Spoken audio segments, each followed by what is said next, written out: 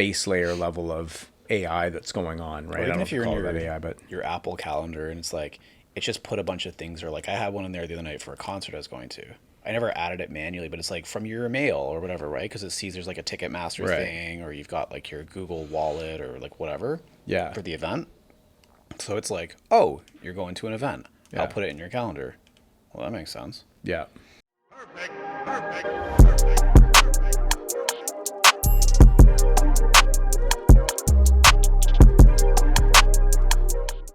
Wing It Podcast, goosedigital.com, episode 92. Who do we have? Just Kevin Butler. And just Michael Trixani. Reflections of a Marketing Podcast. What do we call this again? Unhinged. Unhinged. Unhinged. This is when we talk about the what we're seeing in the landscape of a digital agency. That's a really nice way to say no agendas, no prep. We're just going in Yeah. cold. Yeah. We get our ideas from what happened the week prior. But actually, we haven't done an episode in a couple weeks, probably. Few weeks. Yeah. Because we've been rolling the snips hard. Right, Harsh? Yeah. We've had lots So- going on. We've had a few events. Well, you guys were traveling to Acton. Yep. Then we had Two insurance events, one Western Canada, one Eastern Canada here in Toronto. Trufla earlier this week. Amplify in Calgary. Yep. Right? I went to that. That was really well done by the Trufla team. Yep. Smaller, but super high end and really really great conversations, great content. And then IBAO. Earlier this IBAO Con, Con. as they call it now, right? And that was this week. I heard that was good. Yeah, it was really good. So and that's interesting because we were talking about this before we got on. Like, what are we going to talk about? Because this is the Unhinged, right?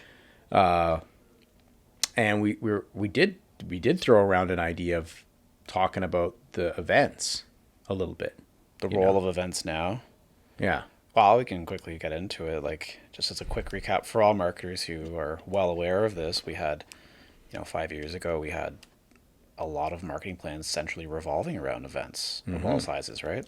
Huge conferences and maybe smaller user conferences. And then we went through the pandemic, of course, where there's no events, which forced a real pivot on marketing spend, campaigns. How do we get in front of an audience who aren't at these huge industry conferences? And then now, post pandemic, it's sort of reintegrating the role of some events into a marketing plan again. So we're, call it back to normal or whatever. But what I see in here is there's still a time and a place for the top industry events in your particular industry. The one that really brings in all of those decision makers and target contacts that you seek, those are still worth being at. It's Yeah. sort of like the tier 2 events where you're like, I don't really know. Those are where we're getting cut. I also think because I heard this a few times in the last quarter of a couple of these events that we were at, that people are like, yeah, we're it's so good to be back and this and that, and I'm like, well, weren't we back last year? But I guess we, IBAO and a few of these shows, they started back last year, and I think that maybe that's why they're sort of like, no, like 2023 is probably like the first full year of like real back to normal. But I also think there's a bit more pressure on these events, like you said, for them to be relevant and valuable. It's like a re-justification to everyone who's attending, whether it's vendors or even just attendees themselves. Yeah, like I know like IBAO did a great job this year of like a new rebrand and a new look. That wasn't really the case last year. Like I think it was kind of like, well, the first one after COVID, and we're reusing the stuff that we're doing. This year it was like full on. They had a bunch of new, not just the new brand and the new kind of look and feel, but like new ways for vendors to sponsor. Just like, I like that. It really felt like different and refreshed, actually, like not just a holdover. So I can see that being, Trufla was, I would say, really well done as well. Like it was. I have nothing to compare it to because I've never been to the other Amplify conferences, but it was in a great venue that was just the right size for the amount of people that were there. So it felt very large but intimate. You could still get to everybody. And I think events like that, in today's world, it's like if I'm gonna like haul myself out there, I'm gonna go, fly across the country, whoever it might be. There's a bit more of that, like, hey, this better be worthwhile. And I could see people kind of getting a little bit impatient if they get out there and it's like, ugh, this really isn't adding a ton of value. I was talking to someone earlier this week, actually. She's a super senior marketer. She's in kind of month one of her new job, VP level. And she's a true VP. It's not a first time VP. And as part of her new role, she's like, I'm going to go to this conference that we're attending, and I'll work the booth and really get to understand my audience, my network, the prospects coming in. And she posted this on LinkedIn, and so I started talking with her. It's a 4-day conference, like 4 day of exhibiting. Ooh. And I just thought, like, that's crazy. You can't have 4 days. Like, at least in B2B, of actual exhibiting, it's usually 2 days, maybe 3, with like a Half day, maybe a networking open bar thing on one of the nights, right? So I thought 4 days of standing in a booth, that's like, that's pretty taxing, get some good shoes. But I just thought, and as you're talking about events here, it's going to be up to the hosts of the event, those running them. You've got to make them efficient, worth everyone's time. Like there's a long rant we can have about value to vendors who are basically paying for the whole event itself, and making sure that they get their moments and touches with the audiences that they want to speak with. I've been working with one of our clients on a few events recently, and they've been doing some of the smaller retail shows. And now you're starting to see these shows, whether it's like the big ones like Shop Talk, who did this, or in this one it was Retail Spaces, where they're doing kind of more like speed dating sort of introductions between vendors and sort of buyers. They're understanding what the buyers are interested in, and they're actually connecting them. That's interesting. Playing that matchmaker role, Yeah. which is really cool. So it's becoming more valuable for both sides. And guess what? Everyone comes out of it with more value, more I like good meetings, Yeah. like things like that. So I just thought, in contrast to a 4-day event of just standing in a booth, like, wow. So anyways, I just think it's going to be on these events to really show their value and come up with, like you were saying for IBAO, I think it sounds great, different ways to approach this, because I think the old way of just standing in booths and just waiting for people to come, that's not happening anymore. Yeah, so I think there's definitely, like, for us now seeing it, there's a role that I think all marketing teams need to sort of factor back in. And it's not like, hey, of course we should, but I think people were a little bit unsure how would these factor in post COVID. Are we just going to keep running virtual? Oh, well, they had virtual event platforms, and that's just what's going to happen. So if it's a physical event, half the attendees will be virtual still going into the future. And it's like, actually, like, these places aren't even offering virtual events, like virtual. I mean, there might be some big ones that still have some, ability to get content virtually, but like, it definitely feels like the priority is in person. That's where that's where the focus is. And I think, it's kind of interesting, the fatigue that came from, the Zoom fatigue and all this kind of stuff. And people are like, I don't want to sit through like any kind of conference online if I don't have to. So if I can get a budget to get out there, I'll probably take that, as long as, there's enough stuff for me and my organization. You know what nobody talks about? In-person fatigue. And what I mean is, like, pre-pandemic, we're all used to being in the office 3 to 5 days a week. Yeah. Tech, sometimes you work from home, whatever, but you're used to that 8, 9, 10 hours of professional interaction where you're like, you've got to be on, you got to present well. And then pandemic comes, and all of a sudden it's all on screen, it's all from home. Maybe you're in your sweatpants working, whatever, you're comfy. And then you come back into the office, or you come back into events. Sure. And you've got to go back and be on all the time. And I think there's a level of, like, tolerance a lot of us have lost, where you're just not used to that. So you do your 3-day event, whatever. Yep. And it's kind of like mentally taxing. It's a bit grueling. And I recognize there's bigger things going on in the world and that are way worse and more severe on a real deeper level. But as far as, like, what you're used to on a recency basis, you're like, I'm exhausted from shaking hands for 3 hours. Yeah. Right. And so I think there's a bit of that where it's like, we're getting used to this, and that's a very real thing as part of all this. Yeah, exactly. All right, so that's a little update on events. What we're doing on events. We're gonna definitely roll some out into next year. I think looking at obviously the insurance events in Canada, and probably attending more of the. There is. Sorry to interrupt. There is one thing I wanted to actually talk about events, because I thought this was interesting. Is when looking at different styles of events, if they're industry conferences and the sizes of them, I think they were interesting. We were talking about this the other day, actually, is one of our team who was at the IBAO, they said, there's about, 30, 40 vendors as part of the exhibit hall. And they were kind of speculating, well, what about our place? Like, do we want to be on the corner? Do we not? And we had this interesting conversation that I thought's worthwhile here is talking about the value of brand. And like my initial comment for this event's about 1,500 to 2,000 people, of which there's, call it 25 to 40 exhibitors. This is IBO? Yeah. It's more than that. Is it a bit more? The exhibitors, yeah. Oh, yeah. Maybe up to 60 Maybe then. 60, yeah. And what I kind of felt like for this event, it's pretty like dialed in and niche. Oh, yeah. Everyone who's there like knows exactly what's going on. So I thought that's a good example where you don't really need to overthink your booth location as much as it is Sure. around having a really great reputation and building up that brand within this niche audience. Yeah. So I feel like the success of the event won't really matter where you are if people know who you are. Sure. And conversely, if you're in the greatest spot or perceived spot and no one knows who you are, it still might not be a great event for you. Right. Then you contrast that to these events, 10,000 people in like a true exhibit hall. Right. That's where location matters a lot more. Yeah, and I think the strategy is it can be much different if you're like, hey, this is more of a discovering us as a vendor within an industry that we may or may not be well known in. Yes. Okay, so then what are we doing at the booth? How does that factor in? I don't think they're the same strategy as saying, hey, we've been marketing within the IBAO audience for 7 or 8 years. There's a good chance that most of the people that we meet and see at the event at this stage know who we are. So then it's like, okay, well, how does that factor into what we're doing at the booth and how do we approach the experience? For sure. But even it certainly doesn't just start in the event on those 2, 3, 4 days, whatever it is. Like I feel like even if you're doing these large scale conferences, you've thought about where the location is, you're trying to get close to the food, but not be annoying about, all that stuff, right? Are you near the coffee bar? Are you near the bathrooms? Whatever.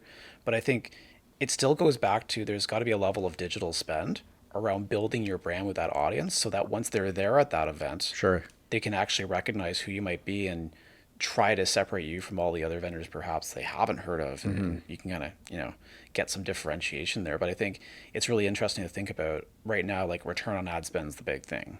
All of our customers are talking about it. I'm sure every other marketer is thinking about it as well. And some of this is kind of, okay, well, if we invest in the brand and start building up with our core audiences, Yeah. will you see that come into play at small and even large scale events? So I didn't want to go too far off I know we're wrapping up and jumping into another subject, but I thought that was really interesting as it relates to these events and sort of reintegrating events back into your sort of marketing program. Mix, yeah. So great. So that was a good little run on the event strategies. Like I was saying before, we'll probably do a number of events next year. Just, it makes sense, right? On the insurance side, probably some of the more regional stuff we're looking at, getting together with the associations, getting together with some of the broker networks that also provide content to their member base, so that way we're not introducing yet another breakfast or yet another event that the brokers have to go to, in order to get the content. Just show up. Hey, can we get a 2-hour slot or a 1-hour slot at your already kind of like scheduled event that you have? So that's really cool. I know Jen's working on that. And then we'll probably get into some of I'm sure we'll run at least a customer appreciation event and some other GooseCon. Yeah, GooseCon with a focus on AI, because that's the big deal, which maybe is our segue into AI. Yeah, well, we wouldn't want to build the content for this event right now, given the pace of change going on with AI. It feels like it changes all the time. Yeah. So, from my perspective, I think it's been really fascinating to watch AI because ChatGPT just exploded, perhaps the most viral solution or product we've ever seen on a B2B level. Mm-hmm. And certainly implications in the B2C as well. I planned a holiday over ChatGPT this summer. So I think what's really interesting is seeing and hearing marketers figure out, well, how can I actually use this? There's initially the worry of, is ChatGPT and AI in a more broader sense taking my job? Will I even have a job in a year? Sure. So that's extreme. I think we're all pretty comfortable there. But I think what we're seeing now is a bit more nuance around the role that AI could play. Mm-hmm. in helping us be more efficient, more effective, frankly, even produce more quality volume Right. of output of work, etc. And I think we were talking just before we started filming about Dreamforce and the large takeaways from Salesforce's huge event. And, a lot of it was around intelligence and AI and just how can we be more efficient. But what I appreciate about it, like Salesforce always has the big story, right? And they're really good about painting the vision and sort of bringing in all the different clouds and stuff like that. That's a big part of what's made them successful today. It's going to be tomorrow as well. Sure. But what I liked was it wasn't super over the top. Like, use Salesforce to bring a taxi that'll get you to a helicopter and it's going to move you around the world. It wasn't crazy. But what it was more about was they had this line, and it was, we can all be Einsteins. And the idea is, how can we make you just a bit more efficient, a bit smarter in what you do, whether you're using Service Cloud, Sales Sure. Cloud, Marketing Cloud. And I really liked that. It was more realistic. It was more straightforward to wrap your head around rather than this big thing of like, oh, is AI going to do everything and blah, blah, Yeah. blah, blah. But what it really said to me is, your job's not going anywhere, but I think the expectations around how you use AI has become the new core factor. And I think there's a lot of marketers out there in a year's time whose performance reviews or key deliverables are going to be finding ways to integrate these emerging tools as part of your day-to-day workflow so that you can get more done Yep. and be more efficient around what you're doing. That you, as a great marketing resource in your organization, you're doing the critical thinking that AI can't, and you're slaving out a bit more of like the number crunching or like the Yeah. sort of like quote unquote dumb work Yep. to AI, because that's a better use of your time. So that's where I think I've got this like thought around like how, watching Iron Man or Tony Stark use Jarvis, right? And he's like, so I think there's like a big difference between how does a junior, someone that's more like on the early end of their career, right? They're just getting into a marketing career, use these AI tools versus like somebody that is, let's say, intermediate, not like a VP level role, but somebody that's still in the throes of doing like generating work. So maybe manager, maybe it's a director in a smaller company who's still kind of heavily involved in getting things done. So then how are they using it? So when you look at like somebody like a Tony Stark, like he's a genius level, like he'd be your most senior kind of marketing resource, right? He gets all this stuff, right? And then he's using the AI to do exactly what he needs to do, but he's the way he's using it is at the sort of highest level of challenging concepts and strategic initiatives that he's trying to pump out, right? So then in that sense, a lot of those menial tasks that he wasn't doing or he was downgrading or delegating down to more juniors, in some way those people aren't getting the work anymore. So hey, we got images that need to be built. We've got a certain level of our strategy that requires this quote unquote grunt work. We got to go write 200 headlines for, these pages that exist all over the place, or like, what we did. We'll talk about that later about how we like built out all these YouTube descriptions and stuff like that for hundreds and hundreds of videos. It's like, in the past, the that was delegated down. Somebody had the strategy at the higher level, how we're going to do it. But then the implementation of that strategy had to be done by a junior. So definitely they're not getting that work anymore. That's for sure. Even when you look at, so then you look at like a more junior role, it's like, well, I've got this learning curve to figure out how to do coding and how to do a certain level of like my job that I just really don't know how to do. So on the one hand, you could argue, well, okay, so the AI is going to help you write that code faster. It's going to help you get there in ways that you've never even been able to do before. Hey, you're getting into Salesforce. Let's go back to the Salesforce example. You're trying to write some code for Salesforce. It can do that for you. It can get you there. On the flip side of that coin, it's like, well, you know what? You're not getting that task anymore because the intermediate to senior Salesforce admin who would have delegated that small task to go write that dynamic field that's going to now calculate X, Y, and Z. They're not even giving you that job anymore because now he gets the AI to write it. And by the way, it's not perfect. So he gets something back that's like 93%. But our Still instance faster blah, blah, blah. for And her to go. For her, yeah, she can now just get that done. Oh, in an afternoon on 15 minutes before she leaves on a Friday to go home. That task never made it down. So it's really interesting when you think about like where is the work being displaced, and Yeah. how does that change? If you've got somebody that doesn't have the knowledge and they're more junior, how can they use the AI to develop that knowledge? Or is it garbage in and garbage out, and they're just, they're kind of spinning their wheels, and they never get the tasks that a more senior would typically delegate to them? So it's an interesting thought too. I think the other thing is, if you think of someone or any of us, the early onset of your career, you kind of don't know what you don't know. Right. I mean, we still don't, but to an extent, like you're really just kind of feeling things out. So to that point, because you have such limited visibility of your role, what your role is supposed to do, how could you know? It's like, how would you think to use AI when you don't really know much? Sure. I think what this kind of does is it allows you to invest the time to actually start learning the space and your job and your company, and even make a list of what your daily to-dos are going to be. Yeah. And then you can assess, well, what are some of those things that I should just own? If it's all knowledge-based stuff, you should own that. If it's more like the heads down executional stuff, perhaps there's a solution that can automate or at least But help you be efficient. if you're the more junior resources that were coming into an agency, hey, you definitely don't own the strategy. You're definitely not making a lot of these decisions, but you're given the work to go do the basic copywriting in accordance to the strategy, do the basic, do the copywriting, do the ad creatives to bring it back to us, do the do the incremental little adjustments here on the website that we need or whatever, build out some email templates.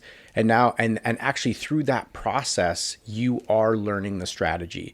Through that process of doing that type of work, you're saying, hey, now I can see how the emails and the copywriting or the ad creative that's being put together here, and the who, by the way, Kevin's making the decision up the chain on what to do, and is the person that's reviewing and approving it. I'm learning about how that works. I'm learning about how to put together a marketing strategy. Now, there's maybe those tasks never make it to that person. Oh, you know what? So you could argue that there's almost going to be like a talent gap now in certain. It's like, well, they're not even learning that. They're not learning about how they're not connecting those dots, especially if you get AI specialists or AI marketers that, we saw this already with tech marketers, tech marketers that came in to the world and was like, hey, I'm using tools. They're not even marketing. They're not even marketing people, right? I mean, yeah, they took a course for 2 years at university and they got right into tech marketing. But what are they doing? They're using Google. They're using HubSpot. They're kind of like process builders for marketing reasons, right? So so there's a strategic marketer above them that's driving it now, and hopefully that person was starting to put some dots together. But they were pulling the levers on the machine. Now you wonder, well, geez, if they're not even getting that work, where does that leave us? And especially if that intermediary person is an AI driver, oh, you know what? No problem. I can go shoot that out and get the 200 images that we need and the 300 headlines that we need and all this kind of stuff, put it all together for us. Okay, where's the marketing strategist? Now, how do we groom juniors to bring them into marketing strategy? But I love the idea so much there. One of the things I like, this idea of like testing and iteration almost always gets lost on nimble organizations who just don't have the resources and time or bandwidth to go and do those things. And here's like a good example. Take this podcast right here. So we'll film it. We'll ask our team to edit it, make it look good, any enhancements they need to do, put on, sort of intros and outros and upload and all that stuff. And come up with the headlines and blah, blah, blah. So then we do that. And that's enough work. What we'll never get to is, can you come up with 4 or 5 different headlines and the little mini sort of snippets, we call them, and like try iterating on different ones like that. Come up with 20 headlines, cull it down to 4, test them in an audience. Right. We never get there because we also have limitations on bandwidth and whatnot. So it was like, can we use AI to go and do some of that stuff and really level up, again, that output? Well, I would say it's almost the opposite. It would be use AI to generate all the stuff that we're doing. That's right. Yeah. And exactly. then free them up to. So that's kind of where I was going around. Now what you're kind of saying is that your most junior levels that might have been responsible for like performing, and it might be different people. If you have a graphic designer that you hired out of school who's a decent graphic designer, but if we really examine the work that they're doing, 80% of it is kind of basic level stuff that keeps our business as Yeah. usual programs off the ground. And at the end of the day, once we go through the tooling, can easily be replicated out through an AI process. Okay, now we don't have higher level design available for that person. Yeah, they got 20% of it, but we only do 20% of high level design. We don't have that. So now that person's out of work, right? Or now we have to like realize that they're not going to be the strategist. They're not going to be the marketing strategist in many cases, Now, right? you would, hindsight's always 2020, of course, but you would, next time, you would say, well, I'm going to hire for the kinds of skill sets we don't think we can outsource, right? Oh, this person's actually like a blue flame thinker. They're really smart about these things. They have limited design chops. That's fine. We've got a solution for the design stuff that gets 80%, 90% of what we need done there. What we can't outsource is that kind of thinking and strategic ability to wrap themselves around a challenge and come up with some level of solution, or at least position a level of solution. I think it's going to make and force marketers to be more effective on those things. Yeah, I think if you're, and I think in many cases, if you have, let's say you've got a team of 10 graphic designers, and then you go through that 80/20 rule and you realize, wow, like a lot of their work can now go to the AI. Who's doing that? Well, in many cases, it's not the designer. It's not the graphic designer. That person is not going to be, and I'm not saying that like, I'm not here to like slam graphic designers, because I mean, I'm sure many of them could do this function, but I do know from working with a bunch of them that they are probably not the individual that can strategically go out and map out for a client. This is how I'm going to transition my 80/20, and 80% of it's now going to go into an AI generation, and I'm going to come back and do the editing and review. That's not them. They open up Adobe every day. They're given a creative brief. They build graphics. That's what they do. So now you have to look at a different type of leader that is, again, like you said, has a strategic thinking hat on to say, I'm also a graphic designer, and I'm going to go build the process that allows my team to go use the AI and bring it back and reserve the higher level design, whatever that process looks like. So Here's an interest. This is what's going to, some will fall into this and some won't. But you free up, you take a lot of that stuff, like the day-to-day stuff, off their plate. Can some of them elevate up to almost operating more like a creative director of sorts, right? Really thinking about the role that brand plays in like the overall perspective of the organization, and ensuring that brand elements are consistent on documents, internal, external, and what does it look like? What are you putting out there on all of your different channels? We've got like 20 channels that we have to be out now. Sure. Right. So it's, some can make that jump because you've taken all the other stuff off their plate. They're like, great, I have bandwidth to wrap my head around this. And sure, there might be take 6 to 12 months for them to really get into the space of the new role, grow into it, if you will. Some will have a real tough time there because it's just not in their skill set today. exactly. But I think that's exciting. It's going to provide opportunity for some.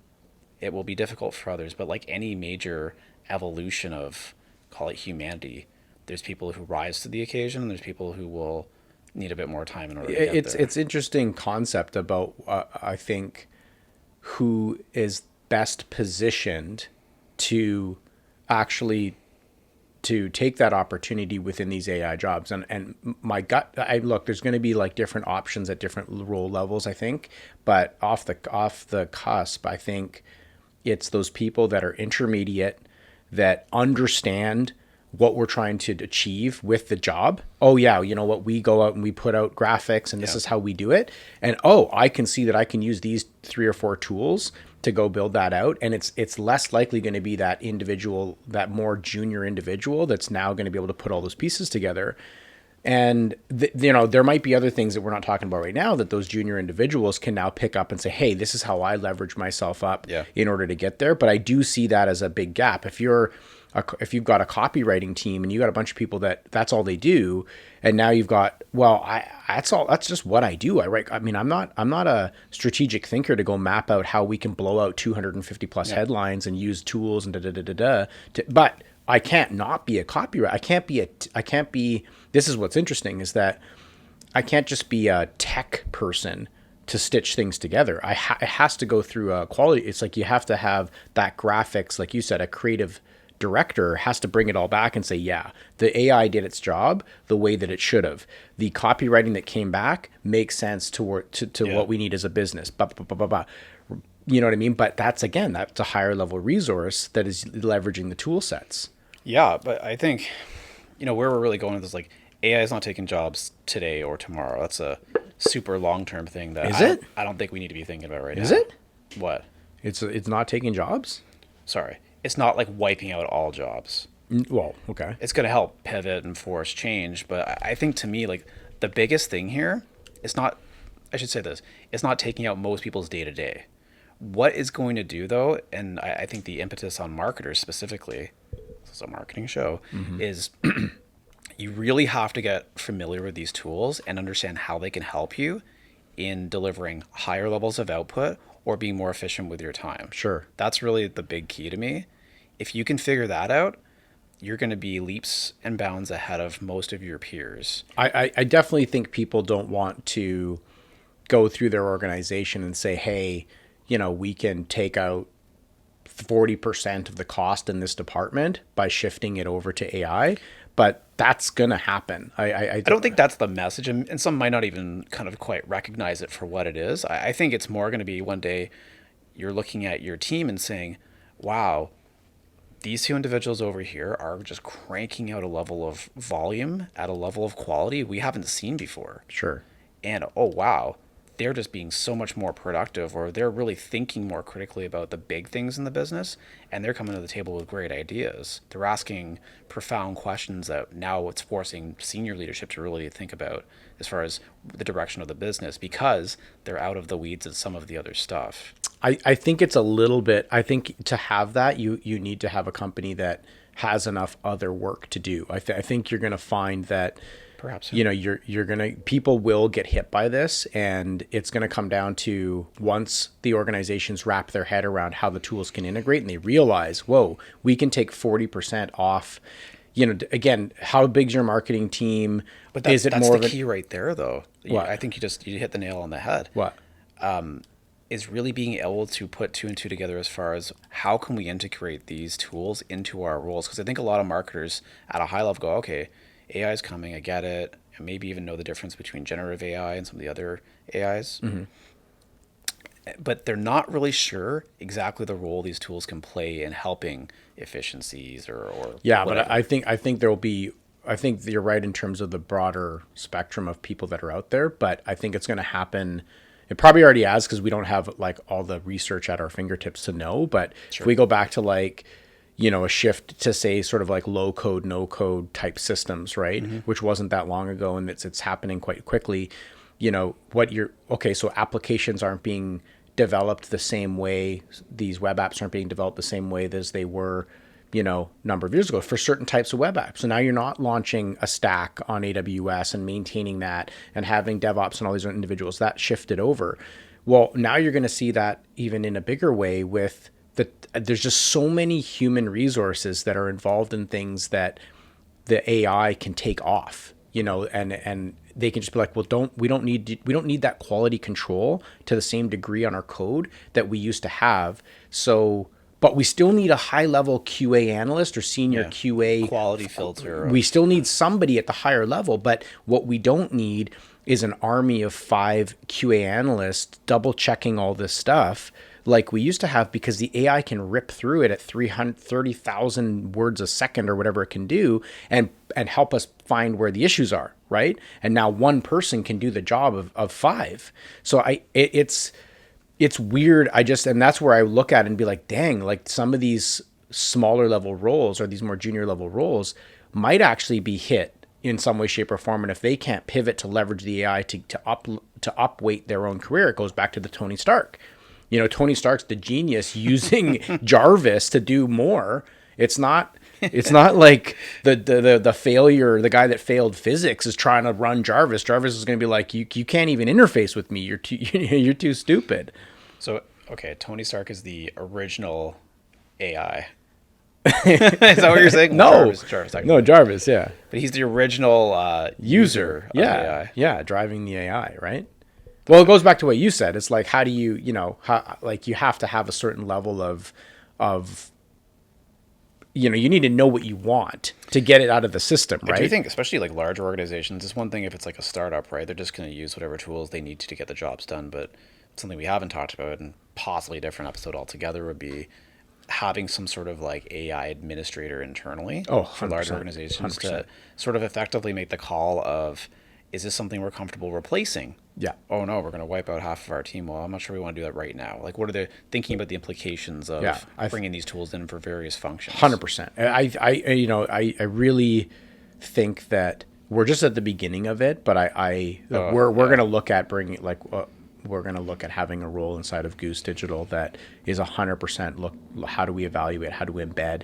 And I don't think it can be down to like the individual departments necessarily. I think there's an element of that to say, hey, take a look, but for it not to be a distraction, you almost need to have one person that's like, my job is to go and I'm going to have 5 departments that I'm going to evaluate for and really understand what the landscape looks like and how we can embed some tool Like, what's the methodology for why we would consider bringing something in? Yeah. How do we deploy it? How do we test it? What are the we have to come up with like 3 to 5 sort of metrics to say, is it worth doing this? Yeah. What's the What are we trying to measure expectation? on the way out? Yeah. Yeah, but even like, what's the expectation? Like, how long is this going to take Yeah. for us to come to a reasonable conclusion of helpful or not? Yeah, for sure.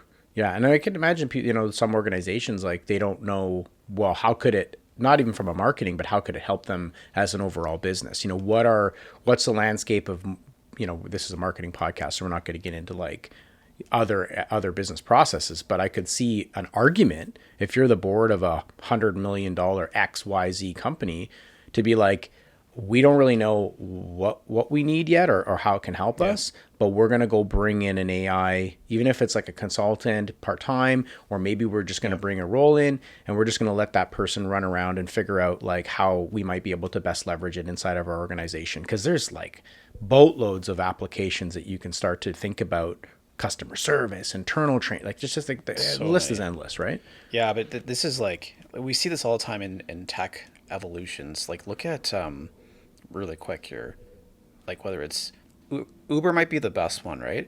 Because tech moves faster than policy or process. Sure. It's just always going to be the case, and if anything, it's going to move faster and faster before municipalities, cities, countries, states, whatever Can even adjust. Yeah. Yeah, you've got hundreds of millions of rides every year in major cities on Uber, and then you've got like taxis and like affiliated groups and associations of taxis. They're like, what just happened? Yeah. In less than 6 months, we just got a third of our business just wiped out and taken away. Yeah. And you still can't adjust to it. But as Uber's evolved, it's not just a ride-hailing company. It's a way to do your groceries. It's a way to have like kind of like retail fulfillment and all these other things too, which is really interesting. Like, I don't know, different kinds of driving. Like sometimes we'll send our babysitter home in an Uber. It's a more safe way to do that, whatever. So I think all these kind of use cases emerge as it becomes a part of like the new way of living or the new way of doing things. And so to your point on early days of AI, like, I mean, gosh, like I feel like this podcast will date itself in about a quarter. Yeah. And we'll be like, oh, we've started embedding it in these ways. So I think that AI manager is going to be crucial in what's the spirit of what we're trying to do, trying to keep up with this stuff. How do we thoughtfully think about bringing it in? Yeah. Measure it accordingly, things like that. Yeah. All right. Good. Well, I think that was a good Unhinged.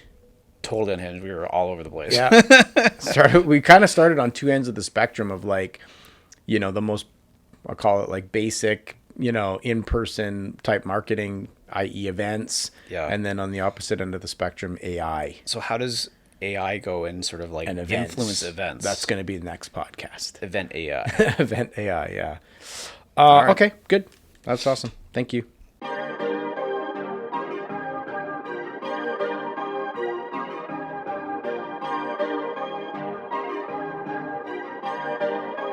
Perfect.